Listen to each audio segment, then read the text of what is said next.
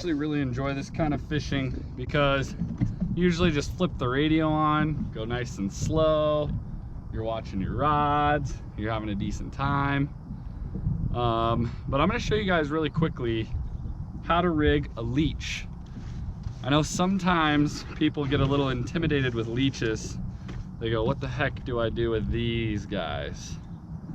They're actually really easy to hook on, and there's nothing to be afraid of. A lot of people think of leeches, they think, oh my God, my blood. They're like vampire creatures. Well, yeah, I'm sure if you left them on long enough, something could potentially happen, but it's rare. So what I do is, let me get one leech out here for you. First of all, avoid messing up your new boat carpet. You just reach in there and you grab one, and they'll squirm around on your hand a little bit. Sometimes they'll suction onto you. Doesn't matter. See if I can get him to grip onto me. This one's not wanting to grip on, but really, really simple. Grab it near the head. Take the hook. Oop, there he goes. Now he's gonna suck onto me. See, he's on my thumb there. Doesn't hurt at all. Just go right through the back of the body, just like that. Boom. That's all you gotta do. Just go through the core of the body, because if you don't, they're gonna come off. They still come off, but a little less that way. And then if we remember from last year, typical speed for this kind of thing, 0.6 to 0.8 miles an hour. You can go a little faster. Sometimes the fish like it that way. I just typically try to stay in that like 0.6, 0.7 range. I find that that's like the best for true Lindy rigging. So turn your trolling motor as low as you possibly can. If that doesn't work, put your big motor in the water all the way deep. If that doesn't work, throw your kicker out. Sometimes it takes a little bit to get the boat to slow down to those speeds. If none of that works, you can always back troll too. So that's that. Got our Lindy and we got our leech. It's this easy, folks. Just undo the bail, let the line drop. I usually try to speed the process up by letting the line out a little faster. You can see the line sitting on the water. Once it stops, like it did just there, you know you're on bottom. Then I let out usually a little bit more, lock the bail, set it in the rod holder, and check your depth. So I just dropped that at 18 feet. So if I need to adjust, I'll just add a little bit or subtract a little bit.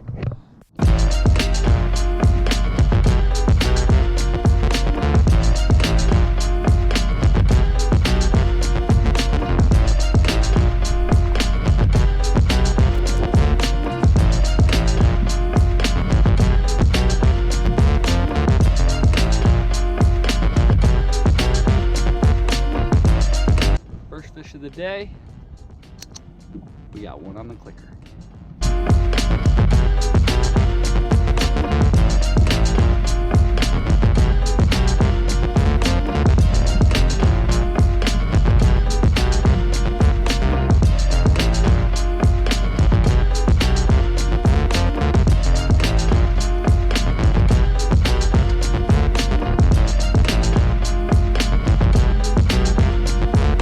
Got a fish,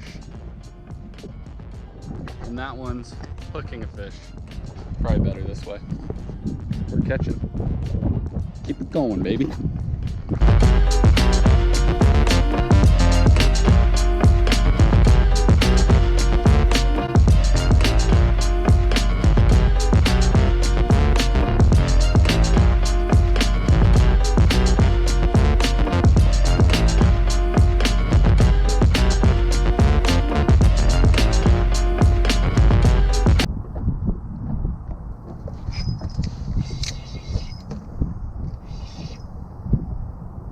Man, we're a wrecking crew right now. 9 feet of water. A fish must have followed it for a while.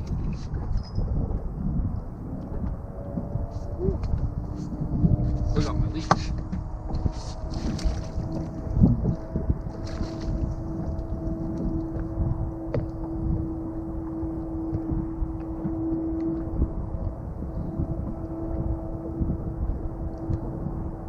go, baby.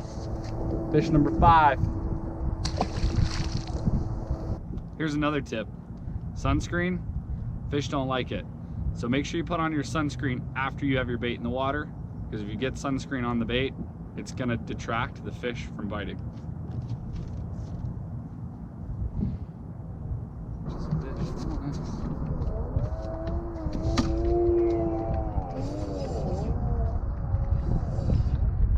There we go.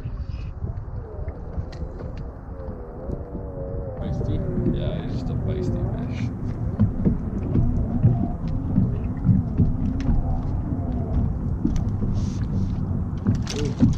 I might get my leech back if I'm lucky.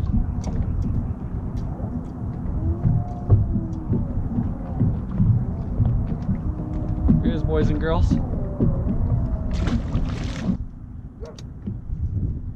Forgot to click in that fish. Ooh, here's some fish. We're going through them, baby.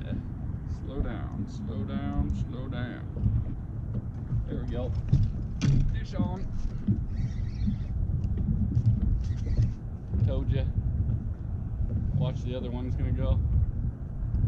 Just waiting for it.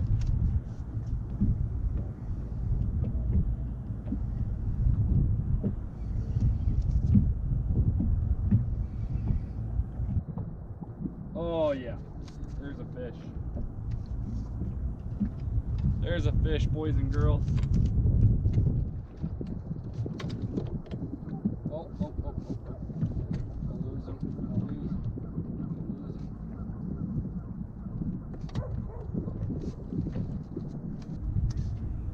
Boom. All right, so I've said this in last videos, but it's something to keep in mind. When you're fishing like this and you're getting into the same slot size group of fish, so usually you'll hit like the 15, 16s, and then sometimes you'll get into like the 17 and a half fish, and you'll just be catching 17, 17 and a half after another. When you catch a fish that is substantially bigger than the rest, that may be a good area to keep targeting, because the fish, they kind of hang out in their age groups. Not all the time. I mean, an 18-inch fish will hang out with 14 and 15-inch fish. You see it all the time on underwater cameras, but you do have a better chance of picking off legal size fish by sticking in an area where you caught a bigger fish earlier.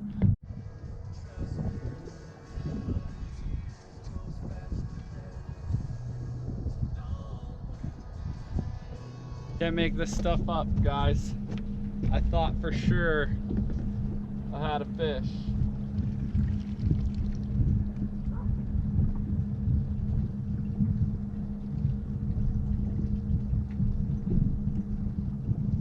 You guys want to see what it is? It's not a fish, I'll tell you that much. See that? That's freaking underwear. Somebody's underwear. Ew, there's something on it. See that? Some bug is on it. Oh, it's a small crawfish. Ugh, gross. All right, let's go back to last year. How do we rig these up? So I've got my line here. I've tied on a piece of fluorocarbon to my braid. And then what I'm gonna do, take that tag end, I'm gonna slip on this Lindy weight backwards. Okay, so you want the curve pointing towards the back of the boat. You're gonna be dragging this, so you want, you know, the rocks and stuff to bump off of here, not the other way where it's gonna get caught. So slide that on. Then I usually put a bead on the line. This is so the weight, when it slides down, it catches on the bead, not on the swivel where the knot is. All right, so then once you get that done, you're gonna take your barrel swivel and you're just gonna hook on a barrel swivel on the end. So this is what your Lindy rig should look like now. Weight, bead, swivel. Now you need some fluorocarbon line and a hook. So some people like to put a bead on above the hook, some people don't. I traditionally do. I actually found these metallic beads, I think from Cabela's. I don't know if you can see that. It's like a pink. It's like pink metallic, but I find with my red hook, sometimes I use these Gamakatsu red hooks, and then sometimes I use the colored green ones. So I'm gonna use one of each today. But when I do the red hook, I find that it just kind of helps the hook disappear, I think. Nothing sweet. It's got all the colors of the rainbow in there. Thing's awesome. It's called fruit salad. It got hot, I can't hang. I had to put the bimini up. Oh God, it is burning. And then I just dragged around hooks for like 45 minutes, no leeches for whatever reason. I guess I got bit off or I wasn't paying attention or something. Now I'm in 20 feet of water, trying to get back to my spot. Oh, here we go. Oh wait, hold on, false alarm. I have no idea what I'm talking about. Look like a fish, it's not.